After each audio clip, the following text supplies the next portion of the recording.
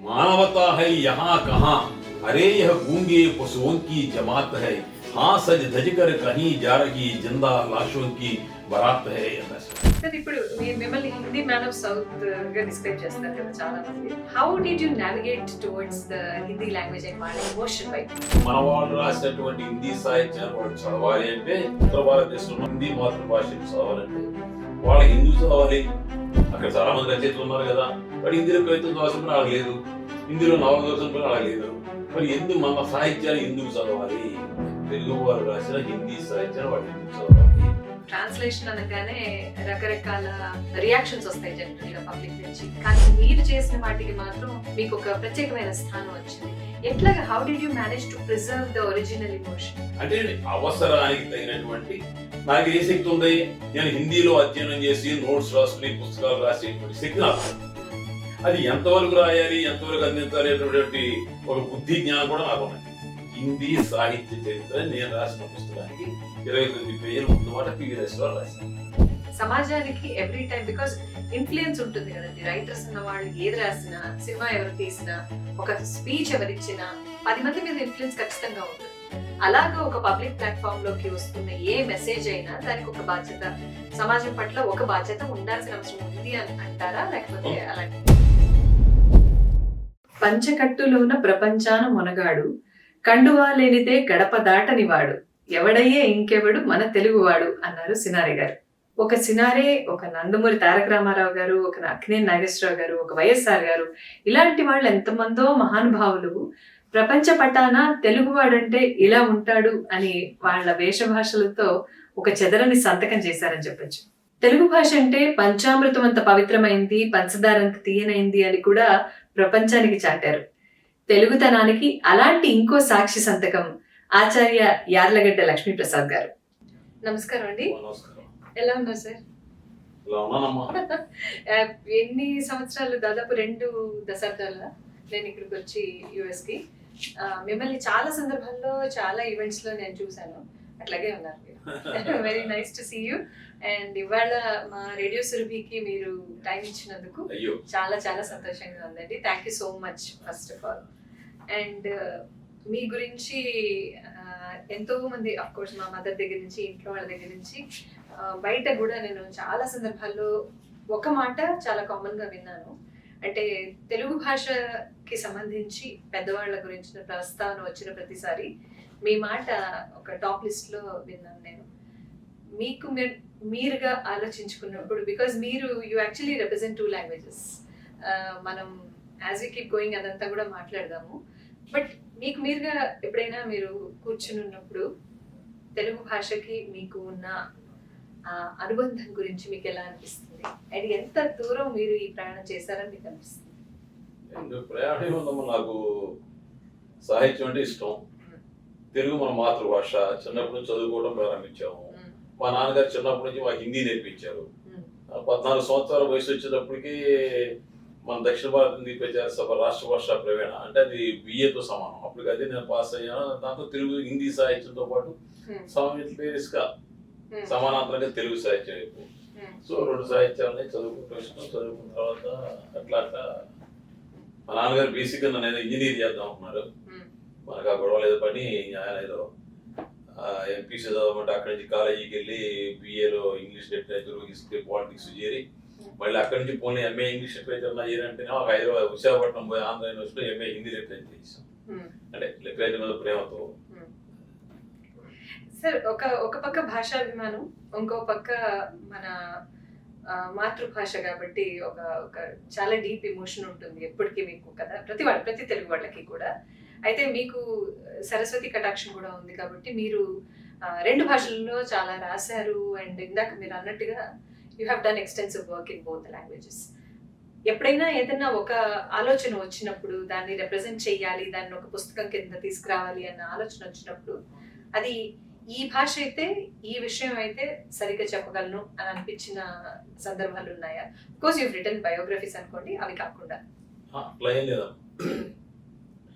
నేను ఆంధ్ర మన గురువేడ అక్కినేని నాగేశ్వర కళాశాలలో ఫ్రీ యూనివర్సిటీ చదువుతున్నప్పుడు కాలేజీ మ్యాగజైన్ కి ఆర్ట్ వ్యాసాలు రాయమని. అప్పుడేంటి ఒక మ్యాగజైన్ లో వ్యాసం రాయడం అనేది ఒక పెద్ద గొప్ప విషయంగా ఆ మ్యాగజైన్ లో ఆర్టికల్ వ్యాసం అందులో ముద్రించబడటం గొప్ప విషయంగా భావించి వ్యాసం రాసాం. అది చూసుకుంటే ఒక సంతోషం, ఆ విధంగా రాయాలి అనేటువంటి ఒక అలా ఆ తపన అట్లా స్టార్ట్ అయింది. సో ఇటు సైమల్టేనియస్గా హిందీ ఉండటంతో ఏమైందంటే all India radio Vijayawada station లో మధు అనే ఒక కార్యక్రమం ఉండేది. ఆ కార్యక్రమంలో వాళ్ళు వారానికి ఒక రోజు ఒక 15 నిమిషాలు హిందీ కార్యక్రమానికి కేటాయించేవాళ్ళు. ఆ కేటాయించడం ఏంటంటే అప్పుడు హిందీ సబ్జెక్ట్ మీద మాట్లాడేవాళ్ళు చాలా తక్కువ మంది ఉండేవాళ్ళు. అందుకని అట్లా నాకు ఎక్కువ అవకాశాలు వచ్చాయి. అందులో గుడివాడలో ఉండటం, విజయవాడ దగ్గర కావటం. అప్పుడు ఆల్ ఇండియా రేడియోలో సుమన్ గారు నా మిత్రుడు ఉండేవాడు, తర్వాత ఏబి ఆనంద్ గారు మిత్రుడు ఉండేవాడు. వీళ్ళతో పెద్దవాళ్ళు నండూరు సుబ్బారావు గారు, ఉషశ్రీ గారు, శంకరమణి సచిన్ గారు, వీళ్ళందరితో పెద్దవాళ్ళు వాళ్ళతో నాకు పరిచయం కావడం అప్పుడు ఒక అదృష్టంగా భావించేవాడిని. వాళ్ళకి ఏంటంటే హిందీలో ఒక మాట్లాడుతున్నాడు అనేటువంటి అభిమానం వాళ్ళకు ఉండేది. అట్లా ఉభయతారకంగా నడకసాగింది. సార్ ఇప్పుడు మిమ్మల్ని హిందీ మ్యాన్ ఆఫ్ సౌత్ గా డిస్క్రైబ్ చేస్తారు కదా చాలా మంది, అండ్ మీకు చాలా సందర్భాల్లో చాలా ఇంటర్వ్యూస్ లో కూడా ఆ విషయాన్ని ప్రస్తావించారు. ఒక డీప్ రూట్స్ మీవన్నీ తెలుగు వైపు, తెలుగు భాష వైపు అండ్ మన ప్రాంతీయత వైపు ఎక్కువగా ఉన్నప్పుడు how did you navigate towards the Hindi language and వాళ్ళ ఇమోషన్ వైపు? మా పెద్దమ్మ గారు స్వతంత్రానికి ముందే ఆవిడ హిందీ పండిట్. మా అమ్మమ్మ టీచర్ స్వతంత్రానికి ముందే, మా అమ్మగారి టీచర్, మా నాన్నగారి టీచర్. సో మా పెద్దమ్మ హిందీ పండిట్ అవడం చేత హిందీ వాతావరణం అనేది మా ఇంట్లో ఉంటాం. మా నాన్నగారికి ఏమో కొంచెం దేశభక్తి భావాలు ఉండడం చేత అందులో హిందీ చదువుకోవడం చాలా మంచి విషయం అనేటువంటి ఉద్దేశంతో వాడు హిందీ నన్ను నేర్పించడంతో ఈ సహజ సిద్ధమైనటువంటి సాహిత్యం పట్ల ఉన్న అభిమానంతో అట్లా ముందుకు సాగడం జరిగింది అన్నమాట. సో దాంతో ఏమైందంటే ఇంకా చాలా ఒక గమ్మత్తైన విషయాన్ని చెప్పాలి మీకు. నేను విశ్వవిద్యాలయానికి వెళ్ళేటప్పటికీ మా గురువులు చాలామంది తెలుగువారు హిందీ చదువుకుని హిందీలో రచనలు చేశారు. ఒక విధంగా చెప్పాలంటే హిందీ చందమామ పత్రిక, పిల్లల పత్రిక చాలా బహుళ ప్రాచుర్యం పొందింది ఆ రోజుల్లో. హిందీ చందమామ ఆశ్చర్యపోతారు. హిందీ ప్రాంతంలో ముద్రించబడాలి, మద్రాసులో ముద్రించబడింది. హిందీ చందమామ అంతా మద్రాసులో ముద్రించబడింది. చందమామ అన్ని భాషలు అక్కడే విజయవాడలో వచ్చింది. విజయవాడ అక్కడ నా చక్రపాణి గారు. హిందీ చందమామకి ఫౌండర్ ఎడిటర్ బైరాగ్ గారు, తెలుగు హిందీ సాహిత్యంలో అద్భుతమైన కవి. ఆయన హిందీ చందమామ ఫౌండర్ ఎడిటర్ గా ఉన్నాడు. వారి తర్వాత ఆర్యపూడి రమేష్ చౌదరి గారు, ఆ తర్వాత బాలశౌరి రెడ్డి గారు హిందీ చందమామకి ఎడిటర్ గా ఉన్నారు. ఆ నేపథ్యంలో నేను చూసినప్పుడు రచనలు చేస్తున్నాం మనం. చేసినప్పుడు బాలశౌరి రెడ్డి గారు, తర్వాత బైరాగ్ గారు, మా సుందర్ రెడ్డి గారు, దక్షిణ భారతదేశంలో ప్రముఖంగా తెలుగు సాహిత్యం తెలుగు వారైనటువంటి వారు రాపర్తి సూర్యనారాయణ గారు, సూర్యనారాయణ భాను గారు, వై పుల్లయ్యారావు గారు, ఈ విధంగా వాళ్ళంతా, దుర్గానంద్ గారు, వీళ్ళంతా హిందీలో రాసి రచనలు చేశారు. కానీ వీళ్ళు ఏమి రాస్తున్నారో ఇంటి పక్కన వాళ్ళకి తెలవదు. తెలుగు వాళ్ళు కదా అందరూ. వింధ్య పర్వతాలు దాటి వీరిని అంగీకరించేటువంటి పెద్ద మనసు హిందీ వారికి లేదు.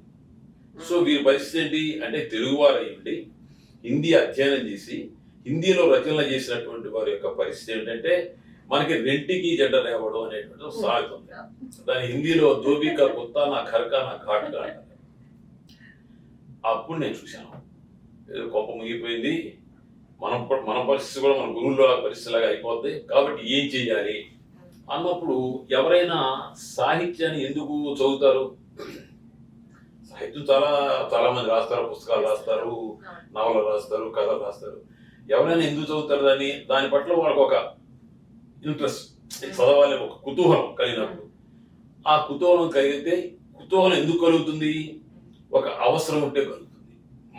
మన వాళ్ళు రాసినటువంటి హిందీ సాహిత్యాన్ని వాళ్ళు చదవాలి అంటే ఉత్తర భారతదేశంలో ఉన్న హిందీ మాతృభాషను చదవాలంటే వాళ్ళకి ఎందుకు చదవాలి? అక్కడ చాలా మంది రచయితలు ఉన్నారు కదా. కానీ హిందీలో కవిత్వం దోషం పని అలా లేదు, హిందీలో నవల దోషం పని అలా లేదు. మరి మన సాహిత్యాలు ఎందుకు చదవాలి? తెలుగు వారు రాసిన హిందీ సాహిత్యాన్ని వాళ్ళు ఎందుకు చదవాలి వాళ్ళకి అవసరం ఉండాలి. అదేవిధంగా హిందీ సాహిత్యంలో ఉన్నటువంటి విషయాలనే తెలుసుకున్నటువంటి అవసరం మన తెలుగు వాళ్ళకి ఏంటి?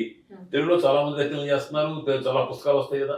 హిందీ వాళ్ళు రాసినటువంటి అనువాదం చేసుకుని చదువుకోవాల్సిన అవసరం వీళ్ళకేంటి అనేది చూసినప్పుడు ఆ అవసరం ఉంటే అవసరానికి తగినటువంటి సాహిత్యాన్ని మనం సృష్టించగలిగితే వాళ్ళు చదువుతారు. మీరు చాలా చిలిపితనంగా ఉంటుంది చెప్తే. ఇప్పుడు బట్టల దుకాణాలు ఉన్నాయి, అయ్యప్ప స్వామి దీక్ష రోజులు ఉన్నాయి అనుకోండి, అన్ని బట్టల దుకాణాలు నల్ల బట్టల ముందు రోడ్డు మీద పెడతారు, మా దగ్గర ఉన్నాయి ఈ బట్టలు అవి. అదేవిధంగా భవానీ దీక్షలు అడుగుతున్నప్పుడు ఎర్ర బట్టలు ఎలాడిస్తారు, అంటే మా దగ్గర ఇవి ఉన్నాయని చెప్పని. అట్లా అవసరం ఏమిటి అన్నప్పుడు ఫస్ట్ మొట్టమొదటిది మన భీష్మ సహాని గారు రాసినటువంటి తమస్సు అనేటువంటి నవల, అది గోవింద నిహలాని గారు టీవీ సీరియల్ తీశారు. అది టీవీ సీరియల్ గా వచ్చినప్పుడు హైదరాబాద్ దూరదర్శన్ కొంతమంది పగలగొట్టారు, అందులో ఏదో ఉందనుకుని అయింది.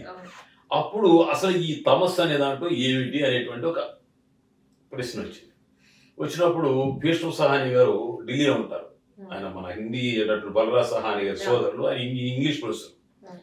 వారితో నాకు ఢిల్లీ వెళ్ళినప్పుడు అందరూ కలుస్తున్నాడు చిన్నప్పటి నుంచే. వారిని కలిసి నేను మీ అనువాదం చేస్తానంటే ఆయన చేయమన్నాడు. సో ఆ తమస్సు అనువాదం ఒక పెద్ద అవసరాన్ని తీర్చింది. ఈ తమస్సు అంటే ఏమిటి అని తెలుసుకోవాలనేటువంటి కుతూహలం కలిగినటువంటి మన తెలుగు పాఠకులకు నా అనువాదం ఒక అవసరాన్ని తీర్చింది. అండ్ అది మీరు 22 రోజుల్లో రాసిన ఒక రికార్డ్ కూడా ఉంది కదా సార్? 22 రోజుల్లో దాన్ని రాయాల్సిన అవసరం వచ్చింది. అదే దాని వెనక ఆ మోటివేషన్ ఏంటి చెప్తారు? ఏం లేదు, మోటివేషన్ అడుగుతున్నారు తమస్సు అని. అప్పుడు ఆంధ్రపత్రిక యజమాని శివలంక రాధాకృష్ణ గారు నన్ను చాలా అభిమానించేవాడు. ఆయన మీరు అనువాదం చేయండి అన్నాడు. ఆయన అనువాదం చేయమని షెడ్యూల్ అనౌన్స్ చేశారు ఆయన. సో నేను రాయాలి, అనువాదం చేసేసి ఇచ్చేశాను. అది పెద్ద నా అనువాదం సంచలనం కలిగించాల, ఆల్రెడీ సంచలనం కలిగించిందని నేను తెలుగులో కూడా ఉందరా బాబు అని చెప్పాను. సో ఆ రోజుల్లో నాకు చాలా బాగా డబ్బులు వచ్చినాయి. దానికి కేంద్ర సాహిత్య అకాడమీ అనువాద పురస్కారం కూడా వచ్చింది. సో ఇది తెలుగు వారి అవసరం తీర్చడానికి హిందీ సాహిత్యం ఎక్కడ పట్టుకొచ్చాను. మరి హిందీ వారికి అవసరమైనటువంటి ఎక్కడ పట్టుకెళ్ళాలి? నేనేం చేశానంటే, నా కవిరాజు త్రిపురనేని రామస్వామి గారి చౌదరి గారు అంటే నాకు చాలా ఇష్టం చిన్నప్పటి నుంచి. మీరు ఆయన పేరు ఏమంటారు? భావ విప్లవ వైతాళికుడు ఆయన. వీరగంధము తెచ్చినారము వీరుడెవ్వడు తెలుపుడి పూసిపోదుము మెడన వైతుము పురదండలు భక్తితోని స్వాతంత్ర ఉప్పు సత్యాగ్రహ కాలంలో ఆయన రాసిన గీతాన్ని అందరూ పాడుకుని బెదవాడ గోపాల్ రెడ్డి గారు, ప్రకాశం గారు కూడా ఆ పాడుకుంటూ జెండాలు కూర్చుని జైలుకి వెళ్ళారు. గొప్పవాడైన పైగా తెలుగులో భావ విప్లవ వైతాళికుడు ఆయన. తెలుగులో మొట్టమొదట తీసుకొచ్చాయి ఆయన. బ్రహ్మపురం మందేరా పర్లాకిమిడి మందేరా కాదని వాదుకు వస్తే కటకం దాకా మందేరా, బెంగళూరు మందేరా బళ్ళారి మందేరా కాదని వాదుకు వస్తే కన్నడమర్థం మందేరా, చెన్నపట్టణం మందేరా చెంగల్పట్టు మందేరా కాదని వాదుకు వస్తే తంజావూరు మందేరా అని తెలుగు నేల ఎంత విస్తరించింది, మనంత గొప్పవాళ్ళం అని చెప్పాడు. అట్లా చెప్పడమే కాకుండా ఆయన సంఘ సంస్కరణకు సంబంధించిన విషయాల మీద కూడా ఆయన రాశాడు. రాజు తాగి తందనాలాడుచు భోగియందు పాడి తప్పిన మంత్రాంగ పరుడందు వ్యభిచరించిన రసికుడందులు తప్పు తెలియని లోకులు కుప్పుస్వామి అని కుప్పుస్వామి శతకం రాశాడు. ఆయన స్వర్గానికి తీసుకెళ్లారు. తీసుకెళ్తే వారం రోజులు తిరిగి వచ్చాడు ఆయన. ఎందుకు వచ్చా? స్వర్గానికి అయితే రాదు కదా, అక్కడ చాలా గృహాలు ఉంటాయి కదా, సోమరసం ఉంటుంది, రంభావరసి మేనక తిరుగుతాం ఉంటాడు. ఇండ్లో ఇన్నవి గాని ఇల్లాండ్రు లేరు, ఆండ్రో ఇన్నారు గాని పెళ్లిళ్ళు లేవు, శివ శివ ఇది వట్టి భోగభూమి, నా వంటి వారు ఉండతగదిందు అని వచ్చేసాను అన్నాడు. అంటే అట్లా ఆయన సూత పురాణం కానివ్వండి, అదేవిధంగా ఆయన ఈ విధంగా రచనలన్నీ కూడా ఆయన చాలా గొప్ప. అప్పుడు ఆయన ఏం చేశాడంటే ఖూని అనే ఒక నాటకం రాశారు, శంభుక వధ అని ఒక నాటకం రాశారు. శంభుకుణ్ణి ఆ రోజుల్లో రాముణ్ణి రెచ్చగొట్టి ఆ రోజుల్లో ఉన్నటువంటి బ్రాహ్మణ వర్గం అంతా కూడా ఋషులంతా కలిసి ఆ శంభుకుణ్ణి, ఆ బ్రాహ్మణుడు అయినటువంటి శంభుకుని ఏ విధంగా చంపించారు అనేది శంభుక వధ. తర్వాత ఖూని. ఈ రెండు తెలుగులో కవిరాజు గారు రాసినటువంటి నాటకాలను నేను హిందీలోకి అనువాదం చేశాను. అనువాదం చేసినప్పుడు ఏమైంది, ఈ రామ జన్మభూమి రాముడు గొడవ అక్కడ వచ్చినప్పుడు జార్జ్ ఫెర్నాండెస్ ఆయన తెలిసింది ఆయనకి హిందీలో రాముడు చేసినటువంటి ఈ దురాగతాలతో సంబంధించి కవిరాజు గారి పుస్తకాలు రాశారు, ఇవి హిందీలోకి వచ్చినాయి, పలానా చోట ఉన్నాయి, పలానా ఆయన ట్రాన్స్లేట్ చేశారని తెలుసుకుని మధురాంతకం మాధవరావు అని చెప్పి టీచర్స్ ఎమ్మెల్సీ చేశారు, కావలి కాలేజీలో పనిచేసేవారు ఆయన. మాధవరావు నా చాలా సన్నిహితులు, జార్జ్ ఫెర్నాండెస్ గారు కూడా నాకు బాగా తెలుసు. వెంటనే నా దగ్గరికి వచ్చి నాయన పుస్తకాలు మేము పట్టుకుపోతామని వాళ్ళ కాపీలు పట్టుకుపోయి కొన్ని వేల పుస్తకాలు ముద్రించి వాళ్ళు దాన్ని రాజకీయంగా వాడుతున్నారు. అప్పుడు ఏమైంది, వాళ్ళ అవసరం తీరింది. అంటే దీన్ని బట్టి మనకి ఏం తెలుస్తుంది, అవసరానికి తగినటువంటి సాహిత్యాన్ని మనం సృష్టించాలి. అంటే నేను చెప్పిన బైరాగ్ గారు హిందీ తెలుగు రెండు సాహిత్యాల్లో అద్భుతమైనటువంటి కవి అయినటువంటి ఆలూరి బైరాగ్ గారు మానవతా హై యహా కహా అరే యహ గూంగే పశుओं की జమాత్ హై हाँ सज धज कर कहीं जा रही जिंदा लाशों की బరాత్ హై అని రాశారు. ఇది ఇట్లా అంటే మా బైరాగ్ గారి దగ్గర పత్తిపోడులో హిందీ చదువుకున్నటువంటి ఆయన విద్యార్థి ఆచార్య ఆదేశ్వరరావు గారు, మా గురువు గారు. ఈ రోజు నేను ఈ స్థాయిలో ఉన్నాను అంటే కారణం మా గురువు గారు ఆచార్య ఆదేశ్వరరావు గారు. ఆయన पंख लगा दो बाहों में उड़ जाऊं मैं नील गगन में लेकर तुझको प्राणों में स्वर गंगा के अमय धार में स्वर्ण तरी पर सो जाएंगे नंदन वन के कुसुम कुंज में परवश होकर खो जाएंगे అని రాశారు. హిందీ వాళ్ళకి బైరాగ్ గారి పేరు కానీ ఆదేశ్వర పేరు కానీ చెప్పకుండా ఈ రెండు కవితలు కనుక వినిపిస్తే మనం, ఆయనేమో ప్రగతివాది కవిగా బైరాగ్ గారు, ఈయనేమో ఛాయావాది. అంటే మన తెలుగులో భావ కవిత్వం మనం దాన్ని దేన్నైతే అంటామో దాన్ని ఛాయావాది కవిత అంటారు. అరే కౌన్ హై ఏ ఛాయావాది కవి, కౌన్ హై ఏ ప్రగతివాది కవి, ఎవరిళ్ళు అంటే అంత అద్భుతమైనటువంటి రాసేవాడు. కాబట్టి అవసరమైనటువంటి దాన్ని మనం వాళ్ళకి అందిస్తేనే మనకి పనికి వస్తుందని చెప్పి అప్పటి నుంచి హిందీ వాళ్ళకి ఏం అవసరం, తెలుగు వాళ్ళకి ఏం అవసరం అని చెప్పి ఆదాన్ ప్రదాన్ అనే ఒక ప్రక్రియ. ఆదాన్ తెచ్చుకోవడం, ప్రదాన్ ఇవ్వడం. ఈ ప్రక్రియకి అదృష్టవశాత్తు నేను ఆద్యుడిని. ఇది హిందీ తెలుగు రెండు భాషలకి సంబంధించి ఆదాన్ ప్రదాన్ అనే ఒక సాహిత్య ప్రక్రియకి నేను ఆద్యుడిని. అయితే ఇప్పుడు నేను చెప్పిన బైరాగ్ గారు, ఆజేశ్వరరావు, సుందరెడ్డి గారు, పుల్లయ్యరావు గారు, దుర్గానంద్ గారు, సూర్యనారాయణ భాను గారు, వారణాసి రామూర్తి రెడ్డి గారు లాంటి దిగ్ధంతులైనటువంటి రచయితలు, ఆరేపూడి రమేష్ చౌదరి గారు, బాలశివరెడ్డి గారు లాంటి దిగ్ధంతులైన రచయితల యొక్క శక్తిలో సామర్థ్యంలో నాకుంది ఒక 40%. వాళ్ళకి మార్కెటింగ్ చేసుకోవడం రాలా, నేను మార్కెటింగ్ చేసుకున్నాను. అంటే నా గొప్పతనం, నా శక్తి ఒక 40% ఉంది, మార్కెటింగ్ అవసరం కాబట్టి, అంటే అవసరానికి తగినటువంటి దాన్ని మనం సృష్టించాం కాబట్టి అది అట్లా కొనసాగకుండా వచ్చి నాకు ఉపయోగపడింది అని నా అదృష్టంగా భావిస్తాను. సార్ నేను ఎక్కువ ఇందాక మీరు మాట్లాడుతున్నప్పుడు ఎగ్జాక్ట్గా ఏదైతే అనుకున్నానో అది మీరు అన్నారు. అంటే నాకేమనిపిస్తుంది అంటే మీ ఇంటర్వ్యూలు అన్ని చూసానండి, నేను చాలా వరకు చూసాను ఇన్ ద రీసెర్చ్ ప్రాసెస్. ప్రతిసారి కూడా మీరు ఇలా గొప్ప గొప్ప వాళ్ళ పేర్లు చెప్తున్నప్పుడు ఒకలాంటి గూస్ బంప్స్ వస్తాయండి. 2 విషయాలు ఉన్నాయి ఇక్కడ. ఒకటేమో ఒక టైం అంతా కూడా ఇలా చాలా పెద్ద పెద్ద వాళ్ళతో ఇంటరాక్షన్, వాళ్ళతో కలిసిన సత్సంగత్యం అంటారు కదా, అట్లాగా వాళ్ళతో కలిసి సత్సంగత్వే నిస్సంగత్వం, నిస్సంగత్వే నిర్మోహత్వం, నిర్మోహత్వే నిశ్చలతత్వం, నిశ్చలతత్వే జీవన్ముక్తి అన్నారు. నా జీవితంలో సజ్జన సాంగత్యం, దుర్జన సాంగత్యం కూడా చేశాను. సజ్జన సాంగత్యం చేశారు. సజ్జన సాంగత్యంలో కూడా లాభం ఉంది, దుర్జన సాంగత్యంలో కూడా లాభం ఉంది. దుర్జన సాంగత్యం లాభం ఏంటంటే వాడు చేసినట్టు మనం చేయకూడదని నేర్చుకున్నాం. అంటే నేర్చుకుంటే లాభమే, నేర్చుకుని ప్రాక్టీస్ చేస్తున్నాం. అదే మీరు సార్. బట్ అంటే జనరల్ గా దుర్జన సాంగత్యం is a very challenging thing. Anyway నేను ఏమన్నానుకున్నానంటే అలాంటి అవకాశాలు ఒకప్పుడు చాలా విరివిగా ఉండేవండి. ఎందుకంటే చాలా మంది గొప్ప వాళ్ళు, చాలా మంది పండితులు, మహానుభావులు చాలా మంది ఉన్నారు. కాబట్టి అప్పట్లో ప్రపంచంలో బయటికి వస్తే, ఒక సమాజంలో బయటకు వస్తే కార్యక్రమాలు అలాంటివి ఉండేవి, ఎక్కువ ఇంటరాక్షన్స్, స్కోప్ ఉండేవి. రాను రాను అవి తగ్గిపోయినాయి. సో ఇప్పుడున్న జనరేషన్కి అయితే అలా గొప్ప వాళ్ళతో ఇంటరాక్ట్ అయ్యే అవకాశాలు చాలా అరుదు. అది చాలా నేను ఎప్పుడు అనుకుంటూ ఉంటాను దాని గురించి. నెంబర్ 2 ఏంటంటే మీరు 25% ఏదో మీరు మీ మ్యాథ్ మీరు చెప్పారు, కానీ అవన్నీ పక్కన పెడితే దేర్ షుడ్ బి అవే. ప్రతి వాళ్ళకి కూడా ఒక పర్పస్ ఉండాలి కదా, మనం చేస్తున్న పనికి ఒక పర్పస్ ఉండాలి. Who's your target audience. I think అది మీరు బాగా ప్రతిసారి మైండ్లో ఎప్పటి నుంచో ఎన్నో ఏళ్ల నుంచి మీరు అది తెలుసుకుని వ్యవహరించారని అనిపిస్తుంది. కరెక్టేనా? తెలుసుకుని కదమ్మా. మా గురువు గారు ఆదేశ్వరరావు అని చెప్పారు కదా, ఆయన ఆంధ్ర యూనివర్సిటీలో ప్రొఫెసర్గా పనిచేశారు. ఆయన విద్యార్థిని. నేను పరిశోధన తీసుకోవాలన్నప్పుడు ఆయన నాకు ఒక విషయం చెప్పారు, కొత్త విషయాన్ని చెప్పు, కొత్త విషయాన్ని ప్రతిపాదించు. ప్రతిపాదిస్తే సమాజం దాన్ని ఎంతవరకు తీసుకుంటుంది అనుకున్నది గేజ్ చేసుకో, చేసి ఎంతవరకు వాళ్ళకి అవసరమో అంతవరకే చెప్పు అన్నారు. సో నేను పరిశోధన అంటే ఎంఏ ఫైనల్ ఇయర్లో లఘు సిద్ధాంత గ్రంథం అంటారు, అది చేయాలనుకున్నప్పుడు మరి కొత్త విషయం చెప్పాలి. అప్పటికి ఆలూరి బైరాగ్ గారు ప్రపంచానికి ఆయన అంటే సాహిత్య లోకం వరకే పరిమితం తప్ప సాధారణ పాఠకులకి ఆయన గురించి తెలియదు. దానికి కారణం ఆయనే. ఆయన రాసి పుస్తకాలు పబ్లిష్ చేయడం కానీ ఆయన ఎంత చేసి ఉన్న ఒక విధమైనటువంటి కవిత్వానికి సాహిత్యానికి జీవితానికి మధ్య రేఖలు ఆయన చెప్పేసి ఒక అద్భుతమైన లోకం ఆయన వివరించాడు. సో అప్పుడు ఏం చేశాడు మా మాస్టర్, అబ్బాయి బైరాగ్ గారి మీద నువ్వు చిన్న లఘు పరిశోధన రాసి, బైరాగ్ గారి కవితలు కొన్ని ఉన్నాయి తెలుగులో, ఆయన హిందీలో కవి అయినప్పటికీ ఆయన రాసిన కొన్ని కవితలు ఉన్నాయి తెలుగులో, వాటిని నువ్వు చీకటి నేల అనేటువంటి కవితా సంకలనం, నూతులో గొంతున ఒక కవితా సంకలనం, ఆగమగీతి ఆయన చనిపోయిన తర్వాత ఆయన పెట్టుబడులు కొడితే అందులో తీసి మేము ఆగమగీతి పబ్లిష్ చేశాం.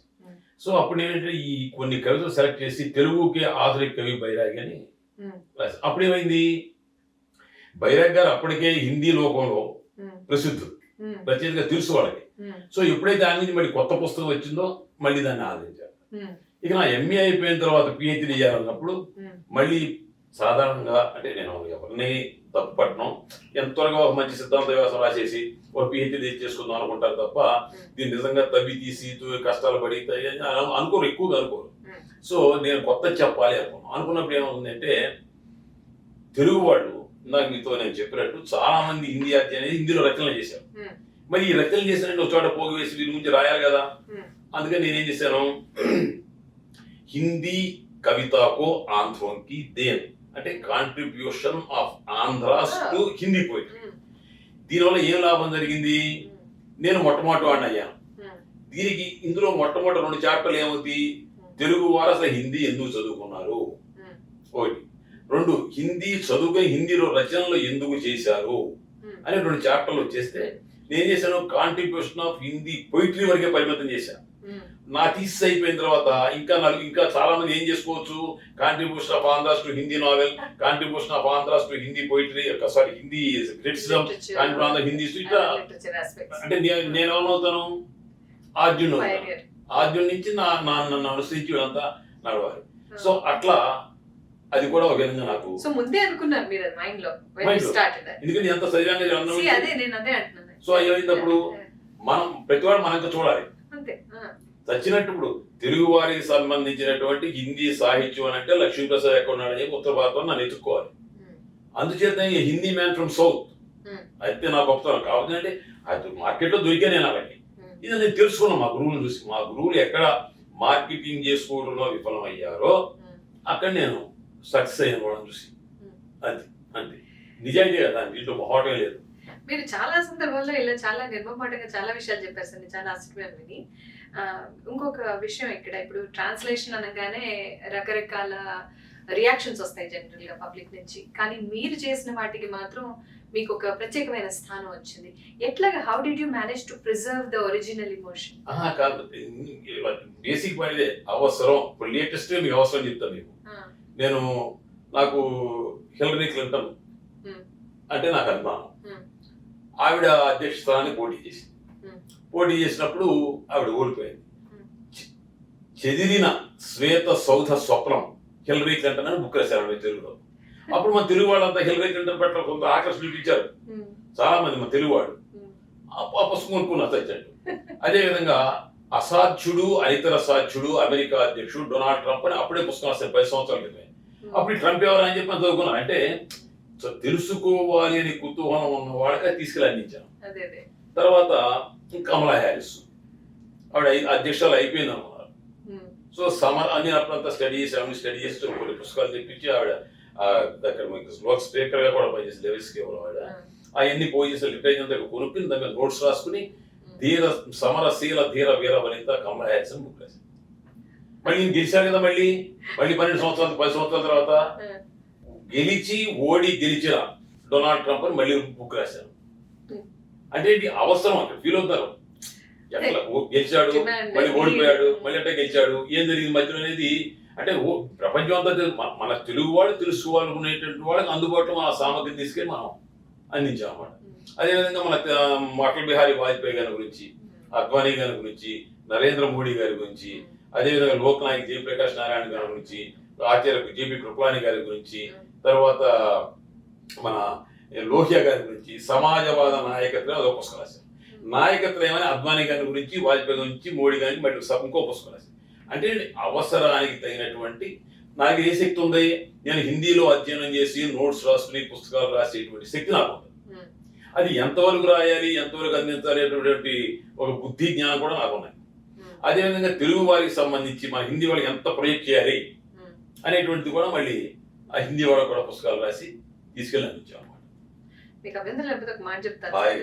ఇది టు ది కెమెరా డైరెక్ట్లీ చెప్పాలి ఏంటంటే, ఇవాళ we live in a digital world. ఈ డిజిటల్ ప్రపంచంలో చాలా మంది ఎంతసేపు ఒక ఫేమ్ అండ్ నేమ్ కోసం పడే తపన, వాట్ ఐఎమ్ నోటీసింగ్, నా అబ్జర్వేషన్ నాకు అనిపించేది ఏంటంటే, వాళ్ళు చేసే పనిలో ఎక్కువగా నేను ఒక పర్పస్ గమనించట్లేదండి. ఏదో ఒకటి చేసేయాలి, ఏది చేసినా చూస్తారు కాబట్టి అని. కానీ this is such a big lesson మీరు చెప్పేది. ఈ 5 నిమిషాలు మీరు 5-10 నిమిషాలు ఇప్పటిదాకా మాట్లాడిన ఈ సంభాషణ ఎంత పెద్ద లెసన్ అంటే, బ్రతికినన్ని రోజులు జీవితంలో ఏం చేయగలమో మన శక్తి మనం తెలుసుకుంటే, దానికి ఒక పర్పస్ ని అటాచ్ చేస్తే, that is it self formula to success. And రాబోయే రోజుల్లో అది చాలా పెద్ద మార్గం అవుతుంది, మనకి మాత్రమే కాదు మన తర్వాత తరానికి కూడా అని అర్థం అవుతుంది నాకు మీతో మాట్లాడుతుంటే. ముందు అవసరాన్ని గుర్తించాలమ్మా, అదే పర్పస్. పర్పస్ ఏం చేస్తారు ఇప్పుడు మీకు నేను చెప్తాను. నాకు చాలా సంతృప్తి జీవితంలో. ఎందుకని, ఒక రచయితగా నేను హిందీ సాహిత్య చరిత్ర తెలుగులో రాశాను. నేను విద్యార్థిగా ఉన్నప్పుడు కన్నడ సాహిత్య చరిత్ర, తెలుగు సాహిత్య చరిత్ర, ఒడియా సాహిత్య చరిత్ర, అదేవిధంగా ఉత్తర భారత సాహిత్యాల చరిత్ర అని కొన్ని చరిత్ర పుస్తకాలు ఉన్నాయి.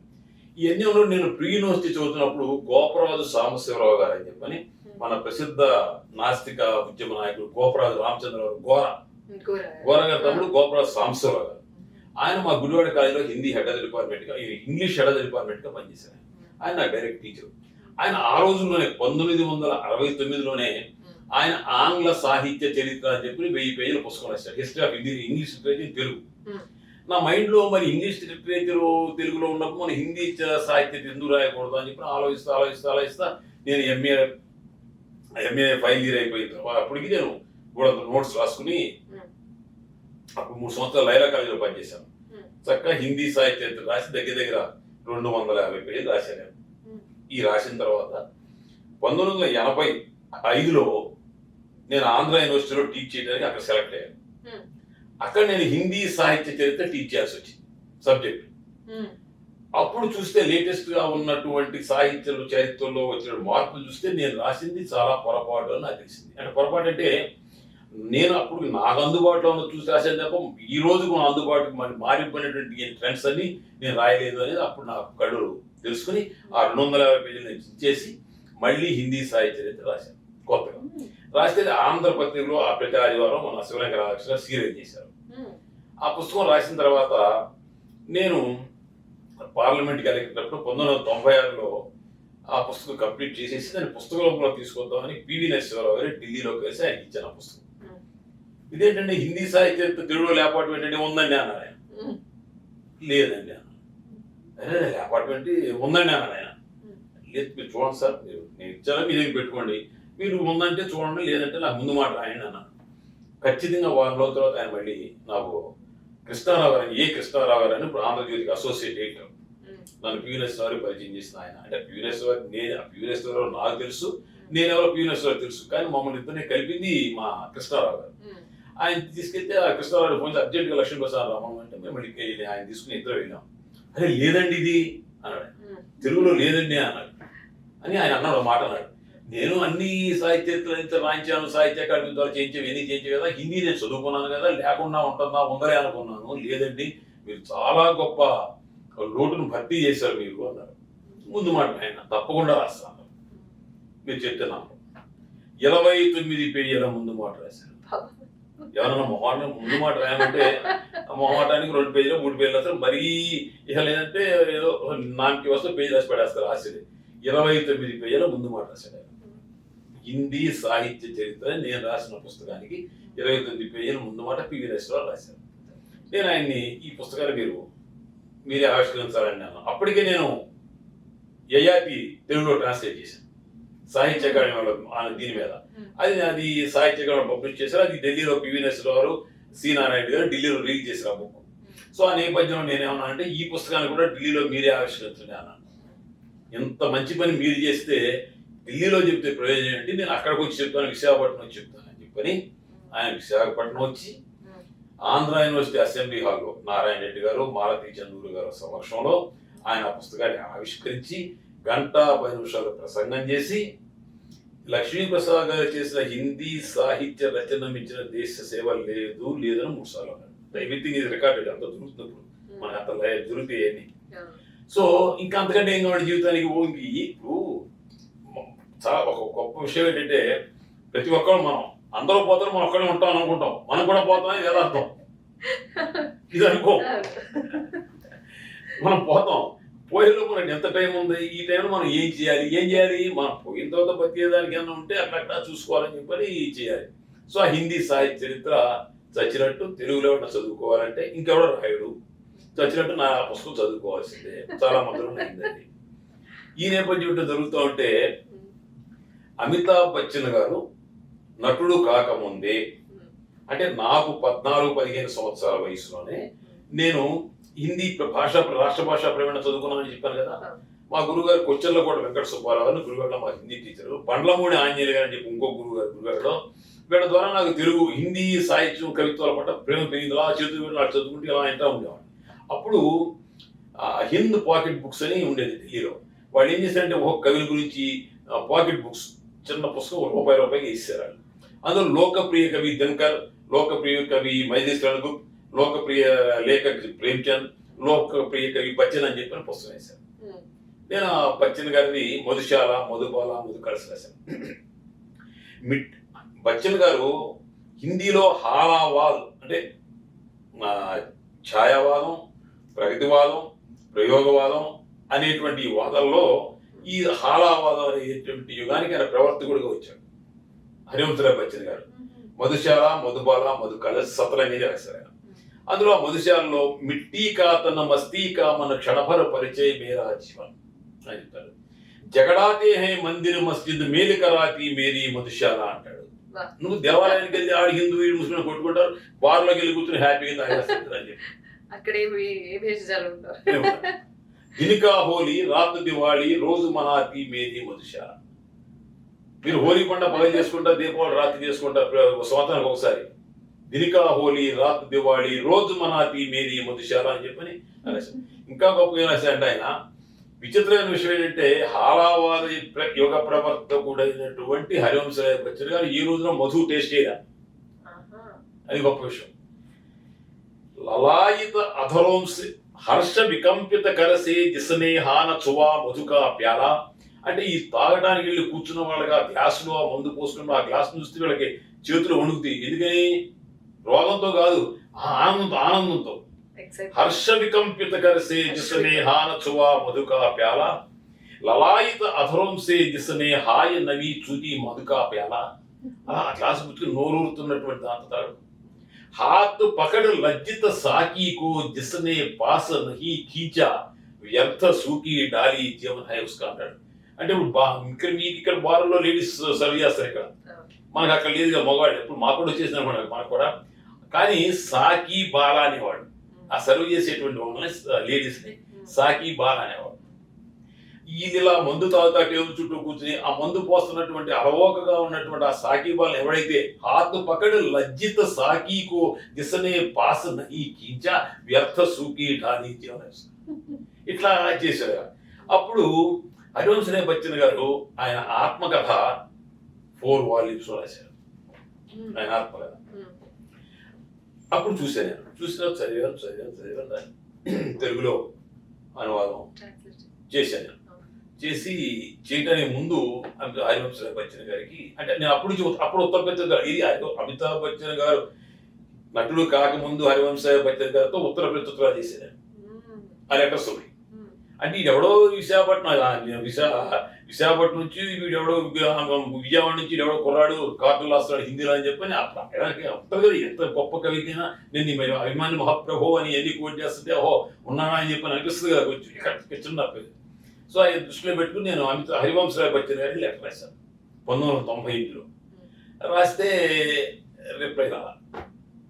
తర్వాత మా జయప్రద గారు నాకు కొలీగ్ రాజ్యసభలో, ఆవిడ చాలా గొప్ప మనిషి, ఆవిడ లక్ష్మీప్రసాద్ నాకు టీచర్ లాంటి ఆవిడ. అమ్మ ఇట్లా అంటే ఆవిడ లెటర్ తీసుకు ఇస్తే ఆయన వెంటనే నాకు మా నాన్నగారు ఇట్లా అనారోగ్యంతో ఉన్నారు, ఆయనకి చెప్పాను మీరు ట్రాన్స్లేట్ చేస్తారని, వెంటనే మీ సమర్థవంతమైన మీ చేతుల మీదుగా అనువాదం చేయబట్టడం తనకు చాలా ఇష్టమని మీరు చెప్పమన్నారు అని చెప్పి అమితాబ్ బచ్చన్ గారు లెటర్ రాశాను. సో నేను ఆ పుస్తకం ఫ్రంట్ పేజీలో వేసేసి ఆ బుక్ పబ్లిష్ చేశాను. బుక్ పబ్లిష్ చేసినప్పుడు హరివంశరాయ్ బచ్చన్ గారి ప్రథమ వర్ధంతి అంటే మనం సంవత్సరేకం అంటాం. సంవత్సరేకం రోజున అమితాబ్ బచ్చన్ గారు బాంబేలో పూజ చేసుకుని మధ్యాహ్నం నుంచి ఒక ప్రత్యేక విమానంలో భార్యని కుమారుడిని తీసుకుని తన మిత్రుడు అమర్ సింగ్ గారిని తీసుకుని హైదరాబాద్ నుంచి వైస్రాయ్ హోటల్లో ఆ పుస్తకాన్ని రిలీజ్ చేశాను. చేసి మా కుటుంబం యావత్తు లక్ష్మీప్రసాద్కి రుణపడి ఉంటాము. మా నాన్నగారిని 6 కోట్ల మంది తెలుగు వారికి పరిచయం చేసినందుకు మా కుటుంబం యావత్తు ఆయన రుణపడి ఉంటామని ఉపన్యాసం చేశారు. చేస్తూ తన ఉపన్యాసాన్ని ముగించే ముందు ఆయన ఏం చెప్పాడంటే, దేశం విచ్ఛిన్నకర శక్తుల చేతుల్లో పడి విడిపోతున్నటువంటి భయాందోళన కలిగినప్పుడు అవసరం లేదు, సాహిత్యం ద్వారా జాతీయ సమైక్యతకు దోహదం చేసేటువంటి లక్ష్మీప్రసాద్ లాంటి మహామాతలు ఉన్నారని మనం నిశ్చింతగా నిలబోవచ్చని తన ఉపన్యాసాన్ని ఎండ్ చేశాను. నేనేమంటానంటే ఇంతకంటే మనకి ఇంకేం కిరీటాలు కావాలి? ఎక్కడ పివి నరసింహారావు, ఎక్కడ అమితాబ్ బచ్చన్ గారు, అంటే మనం దీన్ని చూసుకున్నప్పుడు సరే గొప్ప విషయం కదా జీవితంలో అని చెప్పినప్పుడు అని నన్ను చాలా మంది అడుగుతారు, ఇంకా నువ్వు అది అటల డీటెయిల్స్ అది అవుతావు, మంత్రి అవుతావు, ఇది అవుతాడు. 70 సంవత్సరాలు దాటి రావాల్సిన కీర్తి ఏదో వచ్చింది, రావాల్సిన అపకీర్తి వచ్చింది, మాట్లాడదాం చెప్తాను. సో ఈ అపకీర్తి ఎంతకాలం ఉంటుంది? నేను బతికున్నంత వరకు, నా చుట్టూ ఉన్నవాడు బతికున్నంత వరకు ఉంటుంది. కానీ కీర్తి ఏముంటుంది? రికార్డ్ అయ్యే చరిత్రలో ప్రధాన ప్రక్రియ కానివ్వండి, హరివంశరాయ్ అమితాబ్ బచ్చన్ గారు చెప్పింది కానివ్వండి, ఆ యూనివర్సిటీ రాసింది కానీ అంత చరిత్రలోకి వెళ్ళిపోతుంది, అది మిగులుతుంది నాకు. అందుకే కాళోజీ నారాయణరావు కూడా శ్రీశ్రీ గారి గురించి చెప్పాడు, శ్రీశ్రీ సాహిత్యపు గుబాళింపులు విశ్వవ్యాప్తంగా ఉండగా ఆయన తాగేసిన సీసల మూతుల వాసనలు మనకు తెలియక. అట్లా మనం సమాజాన్ని మంచి చేస్తే మంచి మిగులుతుంది. అక్కడ సమాజానికి చేసినా చేయకపోయినా మన గాంధీ గారిని కాల్ చేసిన తర్వాత ఇంక పొద్దు నేనే పెద్ద మహాత్ముడిని, నేను గొప్పవాడిని, అందరూ నన్ను ప్రేమించాలంటే పెద్ద బలహీనత. అందరూ నిన్ను ఎందుకు ప్రేమిస్తారు, అందరూ నిన్నెందుకు ఒప్పుకుంటారు? వాళ్ళ అభిప్రాయం వాళ్ళ దృష్టి వాళ్ళకు ఉంటుంది. కాబట్టి నువ్వు పని నువ్వు చేసుకుంటావు. పివి నరసింహారావు అదే చెప్పాడు. లక్ష్మీప్రసాద్ గారు 18వ ఏట రాసే అలవాటు మొదలైంది ఆయనకి, అదే రాసుకుంటా పోతున్నాడు ఆయన, వచ్చే వస్తువునే తీసుకుంటాడు, పోయే పోతాడు, పట్టించుకోవడం పోతాడు ఆయన అని చెప్పాడు. అట్లాగే జీవితం పట్ల నాకు కొద్దిగా తొందరగానే నాకు బుద్ధి సంవత్సరాడింది. పోతాము, పోయిన తర్వాత ఏంటి మనకనే తెలిసిపోయింది కాబట్టి ప్రశాంతంగా ఈ మార్గంలో వెళ్తాం. అంత మీ పెద్ద మహాత్ముడు గొప్ప ఏమీ కాదు. సార్ ఇప్పుడు ఇందాక మీరు అన్నారు అమితాబ్ బచ్చన్ గారు ఇలాగా మీరు చేసిన పని గురించి చాలా బాగా ఆయన పొగిడారు. పొగడటంతో పాటు ఇది తెలుగు భాషకు మీరు ఇచ్చిన ఒక గిఫ్ట్ అన్నారు. సో ప్రతి రైటర్కి ఈ లింగ్విస్టిక్ వర్క్ లో ఉన్న ప్రతి వాళ్ళకి ఒక సమాజం పట్ల ఏదైనా ఒక బాధ్యత ఉంటుంది అంటారా మీరు? వాళ్ళు రాసే రచనలకి వాళ్ళు ఏదైనా ఒకటి అలాంటి ఆలోచన పెట్టుకుని రాయాలి అంటారా? మీ దృష్టిలో what is it that you want to say about the literature world? ప్రతి రచయితకి తనకంటూ కొన్ని భావాలు ఉంటాయి. ఆ భావాన్ని ప్రస్ఫుటంగా వ్యక్తం చేసేటప్పుడు ఎలా తీసుకుంటారు అనేటువంటిది పట్టించుకోరు. భావాలు వచ్చేస్తాయి సహజంగా. దాని ప్రభావం, ఆ తత్కాలీనటువంటి ప్రభావం ఆ సమయానుకూలంగా మారుతూ ఉంటుంది. అది మనం గమనించాల్సింది, సమయానుకూలంగా మారుతూ ఉంటుంది. ఒకే ఒక ఉదాహరణ, మా గురుగారు అంటే నేను ఏకలవ్య శిష్యుని డాక్టర్ సి నారాయణ రెడ్డి గారు, మా గురువు గారు. ఆయన నన్ను ఒక కుటుంబ వ్యక్తిగా ఆయన భావించే వ్యక్తి. ఆయన నన్ను హిందీ తెలుగు భాషల స్వర్ణ సేతు అని రాశాడు దాని గురించి ఆయన. అప్పుడు 1969లో ఆంధ్ర తెలంగాణ ప్రత్యేక తెలంగాణ ఇది కావాలన్నప్పుడు తెలుగు జాతి మనది, నిండుగా వెలుగు జాతి మనది 19 నవలలో తీశారు తెల్లాపేట సినిమాలో. అమ్మా అప్పుడేంటి విడిపోవటం చాలా తప్పు అనేటువంటిది. కానీ తర్వాత ఏమైంది, విడిపోవడం మంచిది, మళ్ళీ దృక్పథం మారిపోయింది. అంటే 1972 ఈ ప్రత్యేక ఆంధ్ర కావాలని ఏ ఉద్యమం చేసిన ఆంధ్ర ప్రజానీకం మళ్ళీ మన వద్దని సమైక్యవాద ఉద్యమం చేశారు. సో పర్సెప్షన్ మారిపోయింది. అప్పుడు నారాయణ గారు ఏం చెప్పారు, తెలుగు జాతి మనది, రెండుగా వెలుగు జాతి మనది అన్నారు. నేను చెప్పాను ఢిల్లీలో, నేను సపోర్ట్ చేశాను ఏది వేర్పాటు ఉద్యమాన్ని. ఎందుకు సపోర్ట్ చేశాను? 1972లో మాకు ప్రత్యేక ఆంధ్ర కావాలని చెప్పాం, మరి ఇప్పుడు ఎందుకు మాకు మనసు మారుతుంది? మారదు. తరువాత ఈ విధంగా భాషలకు సంబంధించి హిందీ మాట్లాడేవాడికి 5 రాష్ట్రాలు ఉన్నాయి. ఇంకా ఏ భాషకి ఒక రాష్ట్రం తప్ప ఎక్కువ లేవు. తమిళం ఒకటే రాష్ట్రం, కన్నడం ఒకటే రాష్ట్రం, గుజరాతీ ఒకటే రాష్ట్రం, తెలుగుకి ఇప్పుడు 2 రాష్ట్రాలు, మా భాష 2 రాష్ట్రాలు. అంటే చూసేటువంటి దృష్టిని బట్టి, చెప్పేటువంటి పద్ధతిని బట్టి మన అభిప్రాయాలు మారుతుంటాయి తప్ప ప్రతిదీ ఇది తప్పు ఇది ఒప్పు అని చెప్పని మనం అంటారు. ఇది లేదు. ఇంకోటి ఏంటంటే నీ భావాలని నీకు ఎంత ప్రేమ ఉందో అవతల వాడి భావాల మీద వాళ్ళకి అంతే ప్రేమ ఉంటుంది కదా. కాబట్టి వాళ్ళ భావాలు వ్యక్తం చేస్తారు. నచ్చితే ఓకే, నచ్చలేదు ఓకే, వాళ్ళు వ్యక్తం చేశారు. అది నేను చెప్పేది ఇది అనుకోవటం మర్యాద. నేను ఆ మర్యాదను పాటించాను. కరెక్టే. కానీ అంటే సమాజానికి ఎవ్రీ టైం బికాస్ ఇన్ఫ్లుయెన్స్ ఉంటుంది కదండి. రైటర్స్ అన్న వాళ్ళు ఏది రాసినా, సినిమా ఎవరు తీసినా, ఒక స్పీచ్ ఎవరిచ్చినా 10 మంది మీద ఇన్ఫ్లుయెన్స్ ఖచ్చితంగా ఉంటుంది. అలాగే ఒక పబ్లిక్ ప్లాట్ఫామ్ లోకి వస్తున్న ఏ మెసేజ్ అయినా దానికి ఒక బాధ్యత, సమాజం పట్ల ఒక బాధ్యత ఉండాల్సిన అవసరం ఉంది అని అంటారా? లేకపోతే అలాంటి ఉందండి. మనం చెబుతున్నది 10 మంది వింటున్నారు, మన కొంతమంది అనుసరిస్తున్నారు అన్నప్పుడు మనం బాధ్యతగా వ్యవహరించాల్సిన అవసరం మనకు.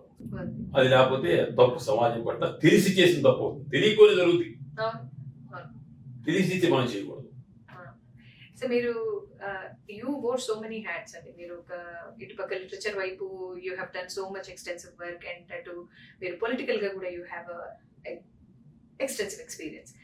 రెండు కూడా చాలా క్రిటికల్ ప్లేసెస్. ఆ రెండు కూడా, ఆ రెండిట్లో ఎంత యాక్సెప్టెన్స్ ఉంటుందో అంత రెసిస్టెన్స్ కూడా ఉంటుంది కదా ఆ రెండు వైపు. మీకు ఎట్లా అనిపించేది? ఏది ఈజీగా అనిపించేది టు డీల్ విత్? అలా ఏమి లేదు. నాకు అత్యంత ఆనందం కలిగించేటువంటి ప్రదేశం నా క్లాస్ రూమ్. నేను రాజ్యసభ సభ్యుడిగా ఉన్నప్పుడు కూడా వీలైనప్పుడు వెళ్ళి పాఠం చెప్పాను. నా రాజ్యసభ సభ్యత్వం ముగిసిన సాయంత్రం 5ంటికి ఢిల్లీలో నా రాజ్యసభ సభ్యత్వం శుక్రవారం ముగిస్తే సోమవారం పొద్దున్న 8 గంటలకి ఆంధ్ర యూనివర్సిటీ హిందీ డిపార్ట్మెంట్ నా క్లాస్ రూమ్ ఉన్నాను. నాకు రాజ్యసభ కంటే నా క్లాస్ రూమ్ నా పిల్లలకు పాఠాలు చెప్తుంటే వాళ్ళ కళ్ళల్లో మనం చెప్పేటువంటి విషయాన్ని వాడు స్వీకరించి వాళ్ళ కళ్ళల్లో కనిపించేటువంటి ఆనందాన్ని చూస్తే అక్కడ కలిగిన ఆనందం నా జీవితంలో ఎక్కడ కలదు. సో ఆచార్య లక్ష్మీ ప్రసాద్ గారు మాత్రమే మీరు మిమ్మల్ని ఎక్కువగా ఇష్టపడతారు. ఓకే, వండర్ఫుల్ అండి. సో ఇందాక మీరు మీ కీర్తి గురించి మాట్లాడుతూ కొంచెం అపకీర్తి గురించి కూడా ప్రస్తావన తీసుకొచ్చారు కాబట్టి ఆ విషయానికి ఒకసారి వద్దామండి. అందరికీ తెలిసిన విషయం, మీ పేరు చెప్పగానే it is a synonymous thing about Draupadi. అందుకని మీ వెనకాల మా ద్రౌపది బొమ్మ కూడా పెట్టాం మేము. సరే, మీరు రాసిన ద్రౌపది పుస్తకానికి సంబంధించి ఒక దెర్ వాజ్ ఏ వెరీ చాలా మంది చాలా డీప్ విమర్శలు చేశారు, చాలా సీరియస్ విమర్శలు చేశారు. ఒక పక్క అలాంటి విమర్శలు వచ్చాయి, ఇంకో పక్క మీ పుస్తకంలో ముందు మాట రాసిన గొప్ప గొప్ప వాళ్ళు ఉన్నారు. దాని గురించి వాళ్ళ విశ్లేషణ, వాళ్ళ ఏమన్నాలి అనాలిసిస్ చెప్పిన వాళ్ళు ఉన్నారు. మీకు అది ఆలోచించినప్పుడు, అంటే ఆ రోజున మీరు రాసినప్పుడు వచ్చిన రెసిస్టెన్స్, అప్పట్లో వచ్చిన రెస్పాన్స్ కి కంపారిజన్ ఇవాళ ఎలా అనిపిస్తుంది? ఎందుకంటే మనకి సాహిత్యంలో కానీ, రాజకీయంలో కానీ, సమాజంలో కానీ అవగాహన కంటే అనవగాహన ఎక్కువ. నేను కేంద్ర సాహిత్య అకాడమీ వారు విష్ణు సఖారాం ఖండేకర్ రాసినటువంటి మరాఠీ నవల యయాతి, దాన్ని హిందీలోకి వచ్చినది. హిందీ నుంచి తెలుగులోకి నన్ను అనువాదం చేయమని కేంద్ర సాహిత్య అకాడమీ వాళ్ళు నాకు అసైన్మెంట్ ఇచ్చారు. అది చేస్తున్నప్పుడు ఆయన రాసినటువంటి శైలి, ఇక్కడ రచయిత ఏం చేస్తాడు, రచయిత చెప్పుకుంటా పోతాడు, కానీ పాత్రలు పాత్రల కథ చెప్పుకుంటూ ముందుకెళ్తాయి. సాలిడిటీ ఆఫ్ ది క్యారెక్టర్స్, పాత్రలు ఆత్మాద్భుతం వ్యక్తం చేస్తూ ముందుకెళ్తుంటాయి. అది ఒక స్టైల్. ఆ స్టైల్ నన్ను చాలా ఆకర్షించింది.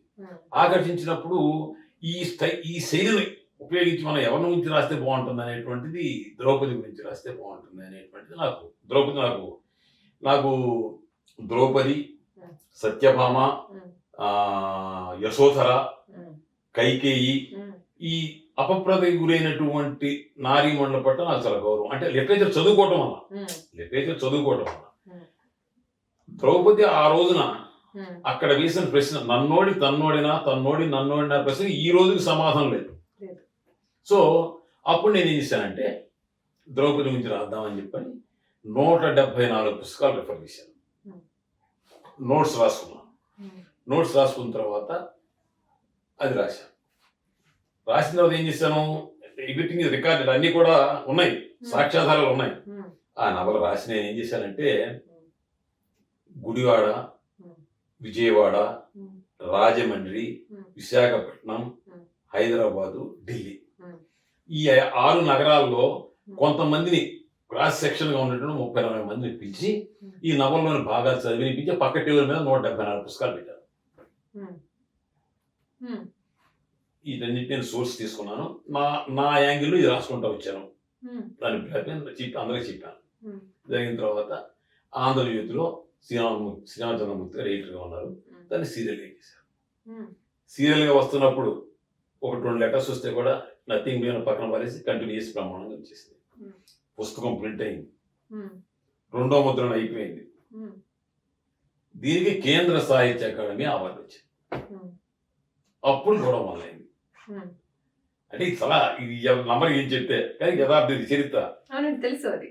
సో ఈ పురస్కారంతో ఏమైందంటే కేంద్ర సాహిత్య అకాడమీ అనువాద రచన తమస్కు, ఉమ్, సృజనాత్మక రచన ద్రౌపదికి 2 పురస్కారాలు వచ్చిన ఏకైక రచయిత. భారతీయ. అప్పటికి ఉమ్, ఇది ప్రకంపన సృష్టించింది ఒక వర్గంలో. ఉమ్, వీడి కూడా వీడేంటి అని ఒక రకరకాలు ఉంటాయి. అందరూ ప్రేమితాలని ఏమన్నారు, రాజకీయంగా ఇష్టలేనాడు, కులపరంగా ఇష్టలేనాడు, మాత్రం ఏదో ఒకటి ఉంటాయి కదా. ఎన్ని అందరూ మహాత్ములు, అందరూ మన మహాత్మ అనకూడదు అనలేరు కదా.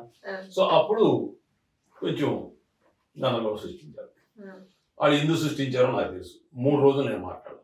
ఉమ్, నా అంటూ ఆడపడ్డారు, వీళ్ళు పంతపడ్డారు అని చెప్పాను. తర్వాత అప్పుడు మనం ఒక గది తాళం వేసాం, తాళం చూపించాం. ఉమ్, గదిలో దెయ్యాలు ఉన్నాయి, భూతాలు ఉన్నాయి, అరుస్తున్నాడు. ఇది ఒక తాళం ఇవ్వండి, చూసుకోండి. నా ముందు మాట, అసలు నా పుస్తకం మీరు చదివారా?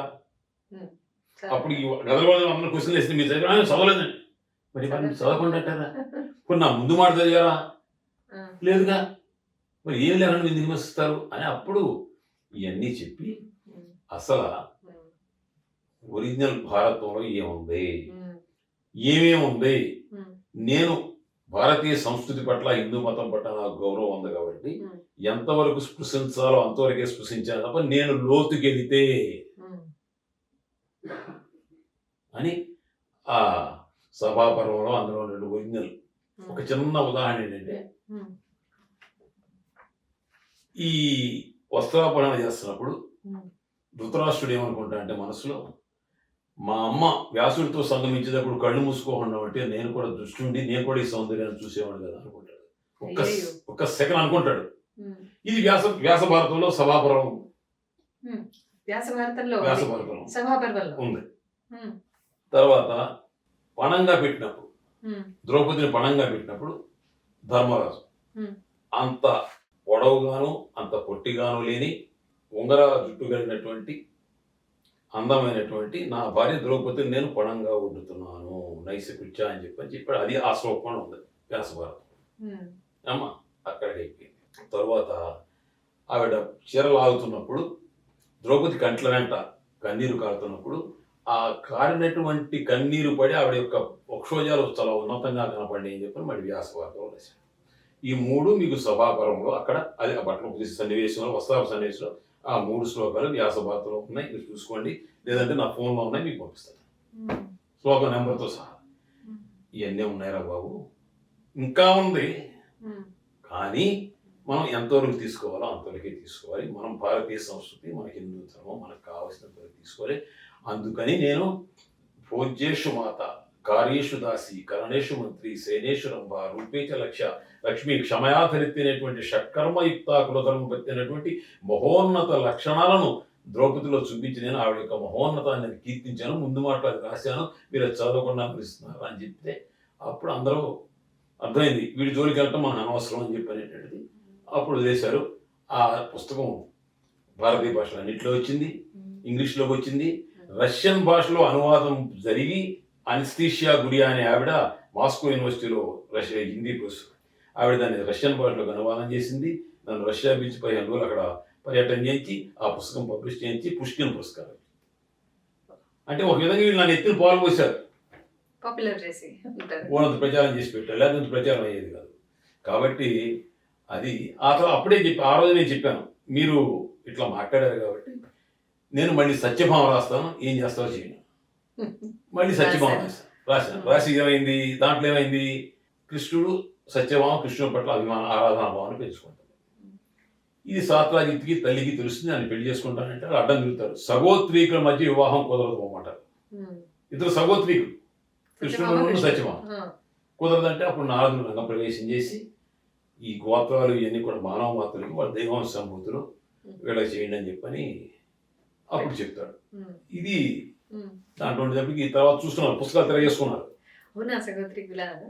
తిరగేసుకున్నారు, అమ్మ వద్దొద్దు మళ్ళీ కరెక్ట్గా సీజుడు మన ఇక అట్లా నా దాన్ని చేసుకుంటూ అంటే ఎందుకంటే మనం రాసింది మనం చెప్పిన అందరూ అంగీకరించాలనేటువంటిది ఒక పిచ్చి బలహీనత.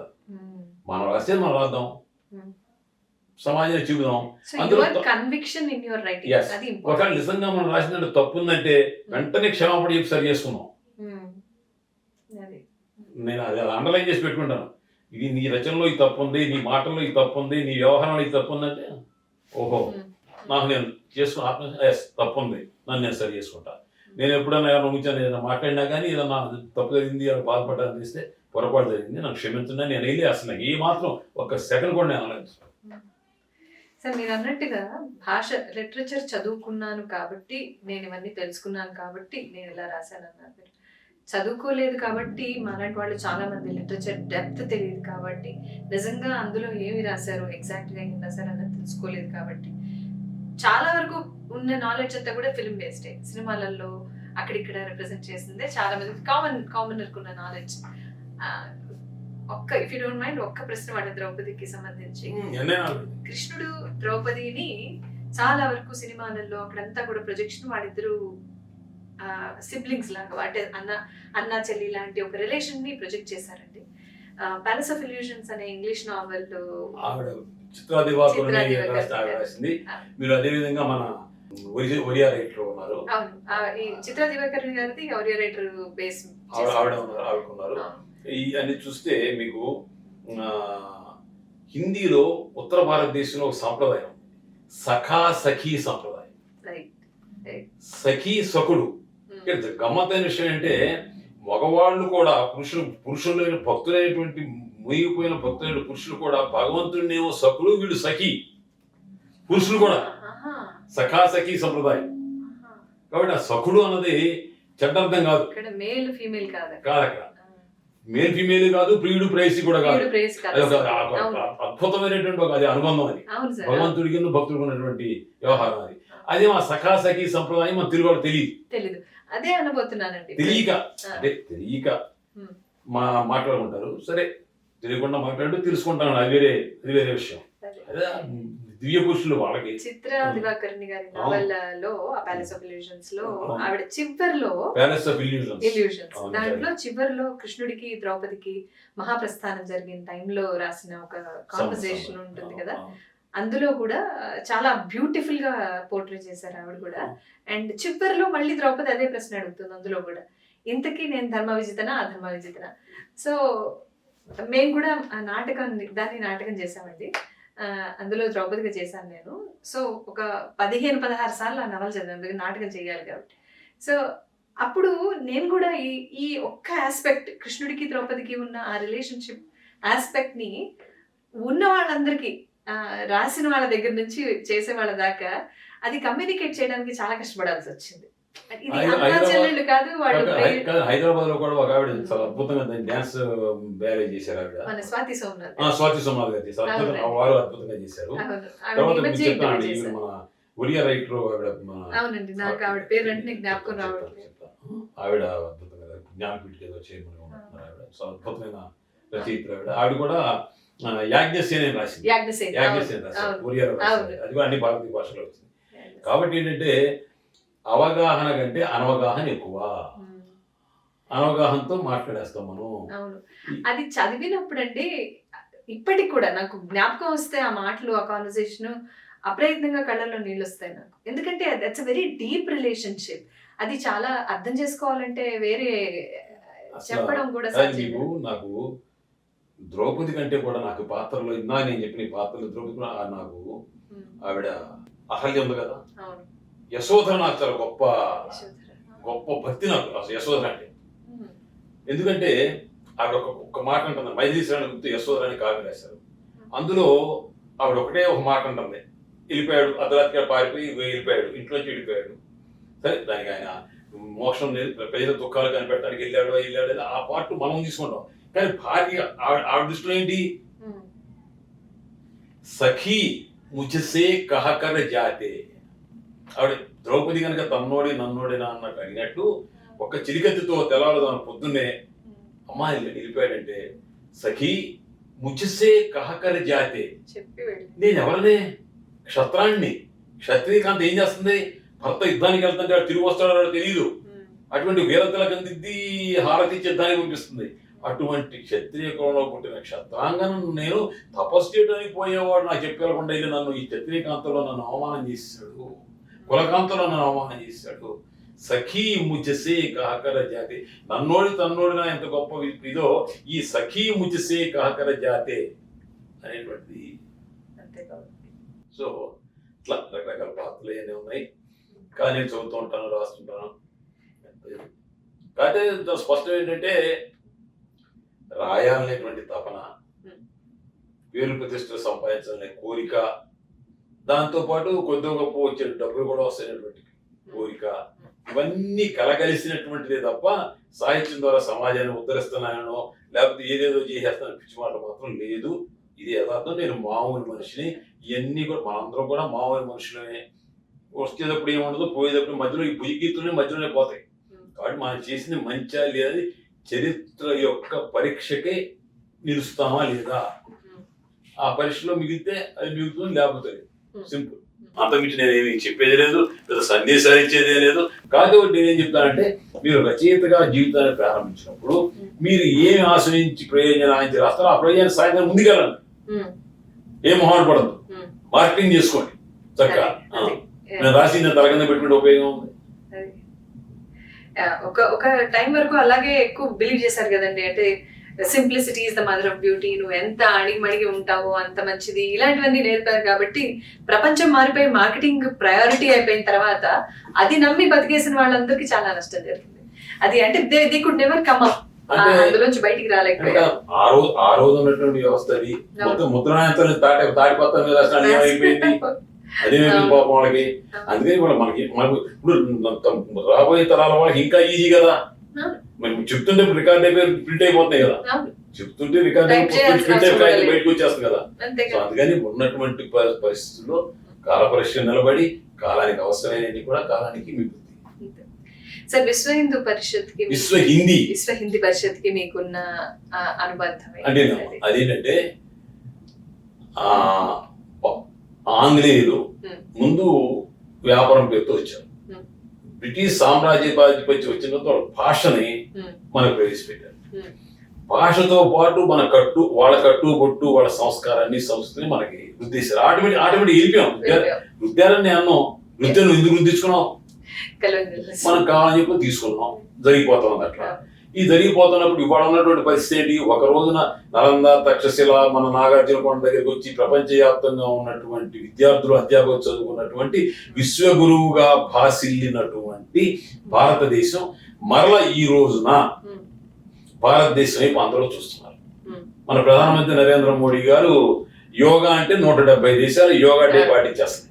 అదే ధ్యానం, మన ధ్యానానికి సంబంధించింది కూడా జరుగుతుంది. ఇంకా అంటే మన కళ్ళ ముందు యథార్థాలు.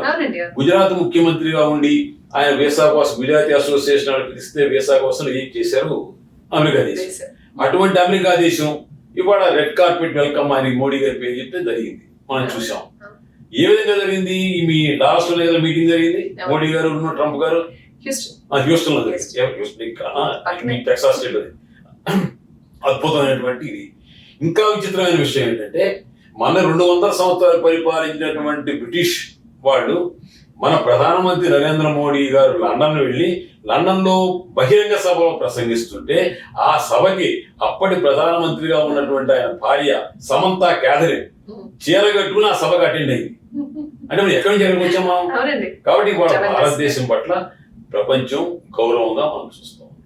సో వీటిని మనం దృష్టిలో పెట్టుకుని మన ప్రవర్తన ఉండాలి. సార్ ఇప్పుడు మీరు ఒక ఇంటర్వ్యూలో ఇక్కడ తెలుగు బడుల గురించి, ఇక్కడ పిల్లలు తెలుగు నేర్చుకోవడం గురించి ఒక ప్రస్తావన తీసుకొచ్చారండి. చాలా క్విక్ గా ఒక ప్రశ్న ఏంటంటే, ఇక్కడ పిల్లలు తెలుగు భాష నేర్చుకుని అమ్మా నాన్నతో, గ్రాండ్ పేరెంట్స్ తో, వీళ్ళతో తెలుగులో మాట్లాడితే చాలా, ఇస్ దట్ ద గోల్? భాషకు సంబంధించి మనం భావోద్వేగ పరంగా పక్కన పెట్టి యథార్థ ధరాతలం మీద మనం నడవాలి. ఇవాళ ఆంధ్రప్రదేశ్ లో అందరూ ఇంగ్లీష్ మీడియం వైపు చూస్తున్నారు. అందరూ. దానికి కారణం ఏంటి? ఇంగ్లీష్ చదువుకుంటే బయటికి వెళ్తాం, అమెరికా వెళ్తాం, కెనడా వెళ్తాం అటువంటి దీంట్లో పడిపోయారు. సో అక్కడ ఆ వ్యవస్థ నడుస్తున్నప్పుడు మనం చేయాల్సిన పని ఏంటంటే దాన్ని మనం కాదనలేని పరిస్థితి. తెలుగు భాషని, సంస్కృతిని మనం ఇంట్లో కాపాడాల్సిన తల్లిదండ్రులుగా మనకు ఉంది. అంతే తప్ప ఇవాళ మీరున్నారు, మీరు మీ అమ్మగారు కలిసి ఇండియాలో ఉండి మీ పిల్లల్ని ఏమన్నా మీరు తెలుగు మీడియం తెలుసుకుంటే మీ కోడలో అత్తమ్మ మీ టికెట్ కొనిమ్మంటారు త్వరగా అంటారు. అంటే అక్కడ అవసరం బట్టి. ఇక్కడ మీరెందుకు నేర్చుకుంటున్నారు అని అంటే మేమేదో కోల్పోయాము అనేటువంటి భావన ఉంది మీలో. కానీ మీరు ఇంత కష్టపడి ఉద్యోగాలు చేస్తూ కూడా మీరు తెలుగు సంస్కృతి పట్ల, తెలుగు భాష పట్ల ఇక్కడ చాలా కృషి జరుగుతుంది.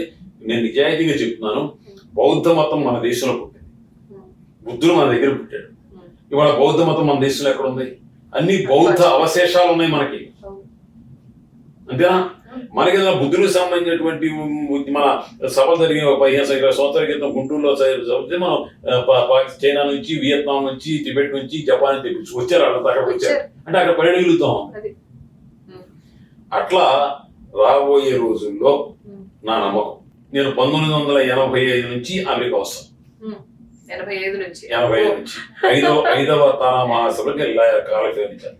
అప్పటి నుంచి సంవత్సరానికి ఒకసారి, తర్వాత 2 సార్లు, 3 సార్లు, ఇప్పుడు సంవత్సరానికి 5 సార్లు వస్తాను. అన్ని నేను చూస్తున్నాను. మీకు గత 13-14 సంవత్సరాలుగా రవీంద్ర భారతిలో నారాయణ రెడ్డి గారి జన్మదినోత్సవానికి, నారాయణ రెడ్డి గారు రాసిన సినిమా పాటలు పాడటానికి మీ హ్యూస్టన్ నుంచి చెందిన ఆకునూరి శారద గారి బృందం, ఇక్కడ చదువుకున్న పిల్లలు, బీటెక్లు, ఎంటెక్లు చదివేటువంటి మన పిల్లలు వచ్చి అక్కడ పాటలు పాడుతున్నారు, తెలుగు పాటలు.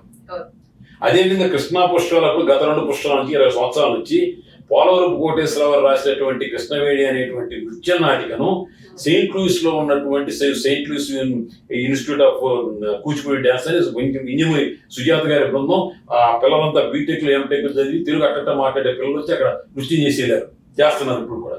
కాబట్టి దీన్ని బట్టి ఏంటి, ఇప్పుడు మనకి కూచిపట్ల ఆనంద్ గారు ఉన్నారు, సిరికానంద్ర, ఇక వాళ్ళు చేస్తున్నటువంటి సేవ ఇక చేతులు దానం పెట్టేస్తారు. అదేవిధంగా ఇప్పుడు మన మీ ఊళ్ళో తోటకూర ప్రసాద్ గారు కానివ్వండి, లేకపోతే ప్రతి ఊళ్ళో ఒక డెట్రాయిట్ తెలుగు అసోసియేషన్ కానివ్వండి, ప్రతి నగరంలో కూడా తెలుగు లిటరేచర్ సంఘాలు పెట్టి తెలుగు భాషా సంస్కృతి గురించి మాట్లాడుతున్న వారు అంతా కూడా ఇక్కడ బాగా చేస్తున్నారు. ఎప్పుడైనా సరే నాణ్యమైనటువంటి తెలుగు సంబంధించినటువంటి కార్యక్రమాలు ఏమైనా కావాలంటే మనం ఇక్కడ అమెరికా వైపు చూడాల్సినటువంటి పరిస్థితి వాడు వచ్చేసింది. మన బడి ద్వారా కానివ్వండి, స్థానాలు మన పాఠశాల కానివ్వండి, ఇదంతా. నేను ఈ విషయంలో మాత్రం వ్యక్తిగతంగా మన తోటకూర ప్రసాద్ గారిని, కూచిపూడి ఆనంద్ గారిని, అదే డిటిఆర్సీ లో నారాయణ స్వామి అనుకున్నారు, అద్భుతంగా వాళ్ళు చేస్తున్నారు. ఇప్పుడు అందరూ కూడా సుకృతులు, వారికి నా నమస్కారం. చాలా సంతోషం సార్, చాలా థ్యాంక్ యూ ఫర్ ఎంకరేజింగ్ ఆ విషయంలో.